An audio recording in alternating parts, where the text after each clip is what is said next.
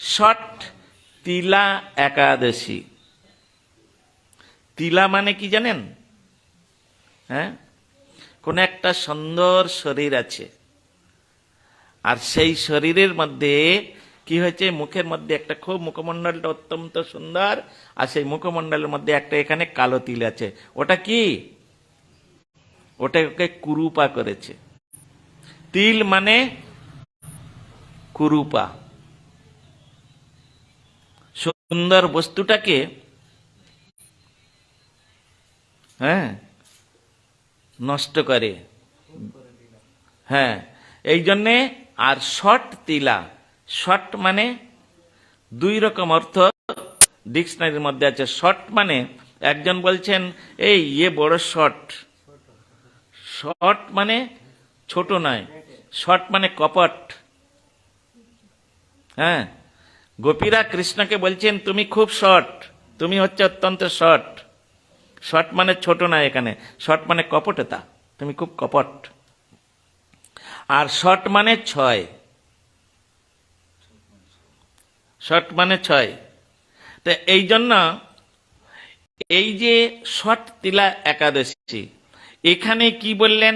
একাদশীর মাহাত্ম্যের মধ্যে বর্ণনা করতে গিয়ে সেখানে বললেন ধান, গম, তিল, যব, সর্ষ পঞ্চশস্য বিবর্জয়েত।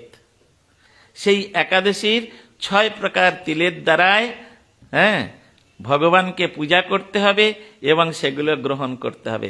কিরকম বিচার এটা? এর সামঞ্জস্য কি করবেন? এইখানে বর্ণনা করছেন বরাহ পুরাণের উক্তি। এটা অন্য পুরাণ না, সাত্বিক পুরাণ, বরাহ পুরাণ। সেই বরাহ পুরাণের মধ্যে বলছেন, আমি মাঝখানে পড়ছি, অতটা পড়ার সময় নাই তো, হ্যাঁ, আর অতটা বলার সময় নাই। হে দ্বিজোত্তম, ওই প্রদত্ত তিল, কি প্রদত্ত তিল সেটা আমি পরে জানাবো। ওই প্রদত্ত তিল হইতে যে সংখ্যক বৃক্ষ উৎপন্ন হয়, তাহাদের শাখা গণনায় যত হইবে তত সহস্র বৎসর দাতার স্বর্গলোকে বাস হবে। কেন? কোন প্রদত্ত? আজকে তিল দানের কথা বলা আছে। অন্ন তো কেউ খাবে না আজকের, অন্ন দেওয়াটা নিষেধ। খেলে যে পাপ হবে, দিলে ওই একই পাপ হবে। তাহলে তিলটা কি করে আমি দান করব? কিন্তু এখানে যে বলছেন, শুধু দান করতে বলছে না, হ্যাঁ, সেই দান করলে কি হবে? সেই তিল ভূমিতে কি বলে বপন করলে যে বৃক্ষ জন্মাবে, আর তার যত শাখা প্রশাখা হবে, অত সহস্র বৎসর তিনি স্বর্গলোকে বাস করবেন। এটা গেল 1 নম্বর। ভালো করে শুনবেন। তিল দিয়ে, জলের মধ্যে তিল দিয়ে স্নান করতে বলেছেন। হ্যাঁ, পিষ্ট তিল গাত্রে লেপন করতে বলেছেন, তিলটা বেটে গায়ে মাখতে বলেছেন। আবার বলছেন তিল দ্বারা হোম, এটা তো হয়, হোম করা যায়, হোমটা করা যায়, একাদশীর দিন হোম যজ্ঞ এগুলো করা যায়। আবার বলছেন পিত্রাদি তিলযুক্ত জল দ্বারা তর্পণ করার কথা বলা আছে। আমরা যখন শ্রাদ্ধ টাদ্ধ ইত্যাদি সমস্ত আছে, ওর মধ্যে তিল জব দিতে হয়, কোষাকুষিতে যে গঙ্গা জল থাকে তার মধ্যে দিতে হয়। দিয়ে আর কি বলছেন? তিল দান ও তিল ভোজন। তিলযুক্ত এই 6টি কার্যকে পাপ নাশিনী ষট তিলা বলা হয়। এবারে কি কি বিচার করবেন? আমাদের পণ্ডিত মশাই আছেন এখানে, হ্যাঁ, পণ্ডিত মশাই তিনি বলুন আমরা কিভাবে। হ্যাঁ, কৃষ্ণ তিল, এখানে সবগুলো কৃষ্ণ তিলের কথা বলা আছে। তিল 2 রকম, একটা শ্বেত তিল আছে, একটা কৃষ্ণ তিল আছে। হ্যাঁ, এখানে কৃষ্ণ তিলের কথা বলা হয়েছে। তাই এবারে আমরা কিভাবে বিচারটা নেব? তিল দিয়ে ভগবানের সেবা হবে, ভগবানের খেতে বলছে তো, গায়ে মাখতে বলছে তো, আমাদের গায়ে না, ঠাকুরের নেবার দান ঠাকুরকে দান করবে, ঠাকুর এসে দান করবে। এগুলো করলে স্বর্গ লাভ হবে। স্বর্গ দিয়ে কি? এখানে বিচার আছে। কেন বলুন তো? এই যে ইয়েগুলো, এই যে হচ্ছে কি বরাহ পুরাণে এই দৃষ্টান্তগুলো, এটা যারা হচ্ছে কি ভক্ত তাদের জন্য নয়, এটা কর্মী যোগী জ্ঞানী সকলেই একাদশী করে, এমনকি মায়াবাদীরাও একাদশী করে। হ্যাঁ, মায়াবাদীরা একাদশী করে। তো এই জন্য কর্মী জ্ঞানী যোগী যারা আছে, যারা শরীরের পাপকে দূরীভূত করার চিন্তায় একাদশী করে, যারা সংসারের শ্রীবৃদ্ধি লাভের জন্য একাদশী ব্রত করে। হ্যাঁ, কেউ একজন মৃত্যুশয্যায় শায়িত, সে মরছে না, কেউ একজন একাদশী করে সেই ফলটা তাকে দান করলে সে পরলোকগত হয়। পরলোকগত মানে ওই বৈকুণ্ঠ লোক নয়, মৃত্যুলোক থেকে একটু উপরে, ওটাও মৃত্যুলোক, কিন্তু একটা হচ্ছে কি ক্ষণস্থায়ী, একটা হচ্ছে দীর্ঘস্থায়ী। স্বর্গলোকটা হচ্ছে দীর্ঘস্থায়ী, আর আমরা যে লোকে বাস করি মর্তলোক, এটা হচ্ছে ক্ষণস্থায়ী। এই জন্য আমরা তাড়াতাড়ি মরে যাই 100 বছরের মধ্যে, দেবতারা ওরকম মরে না, দীর্ঘস্থায়ী তারা, কিন্তু ওটাও মৃত্যুলোক। আব্রহ্ম ভুবনর লোক পুনরাবর্তিন, অর্জুন গীতার মধ্যে বললেন। ব্রহ্মলোক পর্যন্ত মৃত্যুলোক বলা হয়েছে। ওই ব্রহ্মলোক পার হয়ে যদি আমরা যেতে পারি, তখন আসবে হ্যাঁ অমৃত লোক, তখন ওই অসতম সদ্গময় মৃত্যুত্তম অমৃতগময়, তখন আসবে কথাটা। তো এই জন্য এই কর্মী জ্ঞানী যোগী এদের জন্য এই সমস্ত কথাগুলো এখানে বলা আছে। কারণ আমি এর পূর্বে আপনাদের বলেছি, যুধিষ্ঠির মহারাজ এখানে সমস্ত একাদশীটা যুধিষ্ঠির মহারাজ প্রশ্ন করছেন, উত্তর দিচ্ছেন কৃষ্ণ। প্রত্যেকটা একাদশী দেখবেন ভগবান উত্তর দিতে গিয়ে বলছেন, আমি আমি এটা তোমাকে বলবো না, আমার নিজস্ব কোনো কথা তোমাকে আমি বলবো না। ইতিপূর্বে বা সত্য যুগে বা অন্য অন্য যুগে এই প্রশ্ন নারদ ঋষি ব্রহ্মাকে করেছিলেন। তদুত্তরে নারদকে ব্রহ্মা যে কথা বলেছে, আমি তোমাকে সেই কথাটাই শোনাচ্ছি। ভগবান হয়েও তিনি ভগবান, তিনি অলমাইটি, তথাপিও তিনি আনুগত্য স্বীকার করছেন। কারণ বৈষ্ণব ধর্মটা হচ্ছে, ভক্তির রাজ্যটা হচ্ছে আনুগত্যের রাজ্য, বৈষ্ণব ধর্মটা হচ্ছে আনুগত্যের ধর্ম। এটা কৃষ্ণ লীলাতেও তিনি আগে হরিভজন করার সুযোগ লাভ করেছেন, গুরু পদাশ্রয় করেছেন, তিনি আমার পূজ্য। এটা যদি আমি না মানতে পারি, তাহলে আমি ভক্তির রাজ্যে প্রবেশ করতে পারবো না, আমি ভক্তির রাজ্যে প্রবেশ করতে পারবো না। এই জন্যে এই জ্ঞানীদের জন্য বলা আছে, কর্মীদের জন্য বলা আছে, জ্ঞানী যোগীদের জন্য বলা আছে, আবার ভক্তের জন্য লাস্টে গিয়ে ফিনিশিং দিয়েছে। আমরা কি একাদশী ব্রত করব ওই পাপ দূরীভূত করার জন্য? সবার জন্য কি বলেছেন? আমরা তো একাদশী করি, এই এক কার্যে করেন প্রভু কার্য 5-7। কেন? এগুলো সব তো বেদব্যাসের কেরামতি, হ্যাঁ, কৃতিত্ব, সব বেদব্যাস। আর বেদব্যাসটা কে? ব্যাস নারায়ণং স্বয়ং। বেদব্যাস হচ্ছে স্বয়ং নারায়ণ, সেখানে বলেছেন ভগবানের শক্তির আবেশ অবতার তিনি। 6 প্রকার যে অবতার রয়েছে, সেই অবতারের মধ্যে ইনি শক্তাবেশ অবতার। এই সমস্ত বিচারগুলো শাস্ত্রের মধ্যে খুব, এখন এগুলো তো আমরা জানি না, বুঝি না। বুঝবো কি করে? যারা বোঝে তাদের কাছে তো যেতে হবে। হ্যাঁ, আমি সব জেনে গেছি, বুঝে গেছি, আমার মতো কেউ জানে নাকি? লেগে গেল দ্বন্দ্ব, বলে তুই বা আমার থেকে বেশি জানিস নাকি? হ্যাঁ, জানিস আমি কতদিন সাধুসঙ্গ করছি, কতদিন মঠে যাতায়াত করি, আমার মতো পাঠ তুই করতে পারিস? ও বলছে হ্যাঁ জানা গেছে জানা গেছে। হ্যাঁ, এই নিয়েই সব যত সব লড়াই। আনুগত্য কেউ কারোর স্বীকার করতে চায় না, এটাই হচ্ছে কে আমাদের সব থেকে বড় দোষ। হ্যাঁ, ভগবান নিজেই আনুগত্য স্বীকার করছে।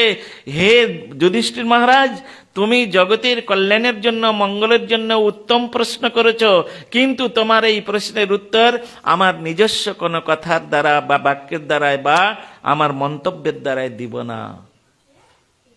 ইতিপূর্বে নারদ ঋষি তিনি ব্রহ্মাকে এই প্রশ্ন করেছিলেন, তদুত্তরে ব্রহ্মা নারদকে যে কথা বলেছিলেন আমি সেই কথাই তোমাকে বলছি।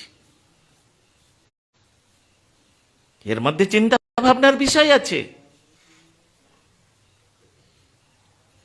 এই জন্য এখানে এই রকম ভাবে বর্ণনা করে যে তিল মাখতে বলেছে, তিল খেতে বলেছে, এটা কাদের?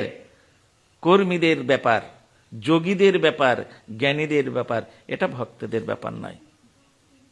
সেখানে নিষেধ করছে নভক্তব্যং নভক্তব্যং নভক্তব্যং হরের দিনে, বরাহ পুরাণের মধ্যে বলছে এগুলো খাবে না। পঞ্চশস্য, পঞ্চশস্য বিবর্জয়েত আছে না? পঞ্চশস্য ধানি কানি চ পাপানি ব্রহ্মহত্যা সমানি চ অন্নং আশ্রিত তৃষ্ঠন্তি সম্প্রাপ্য হরিবাসরে। এটা পদ্মপুরাণের শ্লোক। হ্যাঁ, তা সুতরাং সেখানে নিষেধ করছে নভক্তব্যম, হে ভক্তগণ, তোমাদেরকে আমি 3 বার প্রতিজ্ঞা করে বলছি, হ্যাঁ, নভক্তব্যং নভক্তব্যং নভক্তব্যং হরের দিনে তোমরা এগুলো গ্রহণ করো না। মহাপ্রভু তো দয়াল, অতীব দয়াল। এই একাদশী এটা নির্জলা উপবাস ছিল, কিন্তু কলির দশা মলিন হেরে অবতীর্ণ হয়েছেন হে। স্বয়ং ভগবান তিনিই বিধান দিয়েছিলেন, তিনি আবার ওই গৌরাঙ্গ রূপে কলিযুগে এসে তিনি আবার বিধান দিচ্ছেন। কলিযুগের মানুষ সর্বদাই তারা রোগগ্রস্ত। সুতরাং এদেরকে একটু কিছু ব্যবস্থা দিতে হবে, তা নাহলে মুশকিল। এই জন্যে আমাদের একাদশীর একটা পারণের কীর্তন আছে না, কীর্তন আছে, একদিন গৌরহরি শ্রীগুণ্ডিচা পরিহরি জগন্নাথ বল্লভে বসিলা। এই কীর্তনটার মধ্যে করতে গিয়ে বলেছেন, হ্যাঁ, অনুকল্প স্থান মাত্র নিরন্ন প্রসাদ পাত্র বৈষ্ণবকে জানিহ নিশ্চয় অবৈষ্ণব যান যারা প্রসাদ ছলেতে তারা দিবানিশি ভোগে হয় রত। তাহলে যারা পেট ভরে আর একাদশীর দিনে 8-10 বার করে একবারে খেয়ে নিল, 1 কিলো ছানা খেয়ে নিল, 1 কিলো দুধ খেয়ে নিল, 1 ডজন কলা খেয়ে নিল, হ্যাঁ, আর সব সময় খাই খাই করে, তাদেরকে বৈষ্ণব বলা হয় না। অবৈষ্ণব জনজাত একাদশী করছে, ওরকম নয়। এখানে বলছেন অনুকল্প স্থান, অনুমানে সামান্য, তোমার যতটুকু ধারণ করলে না খেলে তুমি জীবিকা ধারণ করতে পারছো না, কারণ তোমার গ্যাস্ট্রিক আছে। কলিযুগের মানুষ তো, হ্যাঁ, সরকার আমাদের যা খাওয়াচ্ছে, চাষিরা যা খাওয়াচ্ছে, আজকেকার লাউ কালকের এত বড় করে দিচ্ছে, খাওয়া এটা বিষ। হ্যাঁ, তা আমাদের তো আছে, তার জন্য তো গ্যাস্ট্রিক হয়ে যাচ্ছে, কিছু খেতে হবে, তা নাহলে মুশকিল। তখন মহাপ্রভু বললেন অনুকল্প স্থান মাত্র, এটা একমাত্র অনলি ফর কলিযুগের মানুষের জন্য, এটা অন্য যুগের জন্য নয়, সত্য ত্রেতা দ্বাপর কলির জন্য নয়, এটা কলিযুগের জন্য। শুধু মহাপ্রভু এই বিধানটা দিলেন, ব্যবস্থাটা করলেন। অনুকল্প স্থান মাত্র নিরন্ন প্রসাদ পাত্র। এখন এখানে একটা বিচার আছে, নিরন্ন বললেন মানে যে বস্তুটার মধ্যে অন্ন নাই, যে বস্তুটার মধ্যে অন্ন নাই। এখন আমি যদি আপনাদের প্রশ্ন করি অন্ন কাহাকে বলা হয়? আমার ফট করে বলে দেবো কেন? ভাত, তাই না? তা আমরা জানি অন্ন মানেই ভাত, তাই না? তো তাই যদি হয়, আচ্ছা যদি আমি যদি বলি এখানে একটু ভাত দিয়ে যান, তাহলে কি ওটা দোষাভাব হবে? চৈতন্য ভাগবতের মধ্যে শ্রীল বৃন্দাবন দাস ঠাকুর তিনি ভাত শব্দ ব্যবহার করেছেন।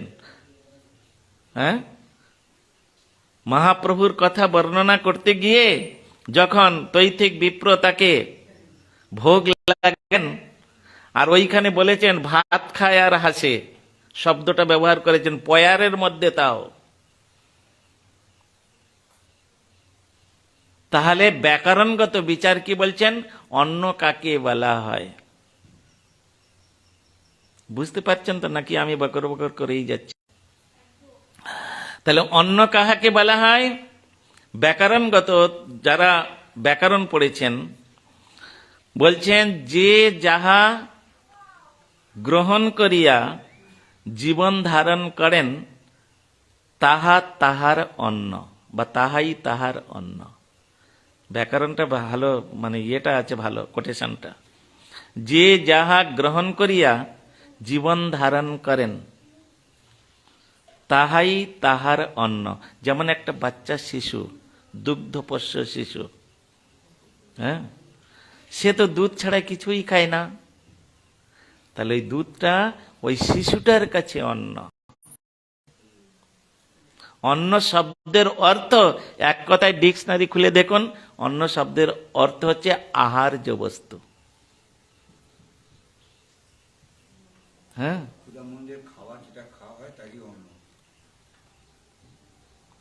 একটা গরু ধরে খাচ্ছে, ওই সাপের কাছে ব্যাংটাই হচ্ছে অন্ন। আমাদের কাছে ভাতটাই খেয়ে আমরা জীবনকে ধারণ করি, জীবন ধারণ করি, এই জন্য ভাতকে আমরা অন্ন বলি। বোঝা গেছে? বুঝাতে পেরেছি নাকি? হ্যাঁ, এই জন্য ভাত হচ্ছে আমাদের কাছে অন্ন, এটা গরুর কাছে নয়, এটা একটা বাচ্চা দুগ্ধপোষ্য শিশুর কাছে নয়। যে ভাত খেয়ে জীবন ধারণ করেন, ভাতটা তার কাছে অন্ন। এই জন্য অন্ন শব্দের অর্থই এক কথাই আহার্য বস্তু। যখন ওটা ডিকশনারি খুলবেন, ব্যাকরণ খুলবেন, তখন ওর ব্যাকরণগত বিচার আসছে যে যাহা গ্রহণ করিয়া জীবন ধারণ করেন তাহাই তাহার অন্ন। আমরা এগুলো পড়াশোনা করেছি। হ্যাঁ, তা সুতরাং এবারে এখানে বলছেন নভক্তব্যং নভক্তব্যং নভক্তব্যং হরের দিনে। আর এখানে বললেন জানি কানি চ পাপানি ব্রহ্মহত্যা সমানি চ অন্নং আশ্রিত তৃষ্টান্তি সম্প্রাপ্য হরিবাসরে। এই আমাদের কাছে একাদশী করে, এখানে বিচার আছে। গরু একাদশী করে না, সুতরাং গরু যদি অন্ন খায় ওর পাপ হবে না, ওটা ওর কাছে অন্ন নয়। ও যদি ভাত খায়, কোনোদিন খেলে, ওকে ভাত সারা জীবন দেয়। আর সে তো 8 বছর না হলে ভাত খেতে শিখবে না, বা তার আগে শিখুক, ক্ষতি নাই, কিন্তু 8 বছর পর্যন্ত শাস্ত্রে তাকে মাফ করে দিয়েছেন। 8 বছর ধরে? 8 বছর পর্যন্ত, জন্ম থেকে 8 বছর পর্যন্ত সে অন্ন খেলে তার পাপ লাগবে না, ক্ষমা করা আছে। কেন? ওটা হচ্ছে ওই জন্য প্রহ্লাদ মহারাজ বললেন শ্রীমৎ ভাগবত সপ্তম স্কন্ধে, কৌমার আচরিত প্রাজ্ঞ। এই কৌমার মানে যখন 7 বছর 9 মাস 27 দিন অতিক্রম করছেন, সে তখন মানে শিশুর থেকে চলে গেল, এই কৌমার কাল তার কুমার কাল এসে গেল, তখন তাকে একাদশী ব্রত করতে হবে, না করলে সে তখন পাপী হয়ে যাবে। এখন একটা আমাদের দেশে একটা প্রচলিত ভাষা আছে, 8 বছর থেকে 80 বছর পর্যন্ত এই একাদশী ব্রত করতে হয়। একটা লোকের বয়স 90 বছর, 95 বছর, 100 বছর পর্যন্ত বাঁচছে, তাহলে বলবে তুমি ওই যদি সে 8 বছর থেকে শুরু করে 80 বছর পর্যন্ত একাদশী করে যায়, কথার কথা বলছি, তাহলে 80 বছর পরে সে অন্ন খাবে, খেলে তার পাপ হবে না? লাগবেই পাপ। বছর থেকে 80 বছর পর্যন্ত উপবাস করে এসেছে, একাদশী ব্রত করেছে, তার ওই একাদশীর দিনে অন্ন খাবার বৃত্তিটাই থাকবে না, তার বৃত্তিটাই থাকবে না। এই জন্য বলেছে তুমি 80 বছর পর্যন্ত তো করো। 8 বছর থেকে 80 বছর পর্যন্ত আমি এই একাদশী ব্রত করে আসছি, আমি সজ্ঞানে, আমার সবকিছু সব ঠিক আছে, চোখ কান নাক মুখ, আমার সাধন ভজন করার ক্ষমতা রয়েছে, সবকিছু ঠিক আছে, আর আমি একাদশীর দিনে অন্ন খেয়ে নেবো, তার কোনোদিন বৃত্তি আসবে না। এই সমস্ত চিন্তা ভাবনাগুলো আমাদের রাখতে হবে, সুন্দর সুন্দর বিচারগুলো শাস্ত্র। এই জন্য চৈতন্য ভাগবতের মধ্যে শ্রী বৃন্দাবন দাস ঠাকুর বললেন, যাহ ভাগবত পড়ো গিয়া বৈষ্ণবের স্থানে। যেখানে সেখানে গেলে হবে না বাবা, রসিক ভক্তের কাছে সেসব স্থান হেরবা আমি, হ্যাঁ, কীর্তন করার বেলা কত করি, আর যখন কার্য তখন আর নয়। এই সমস্ত বিচারগুলো নিয়ে চলবে।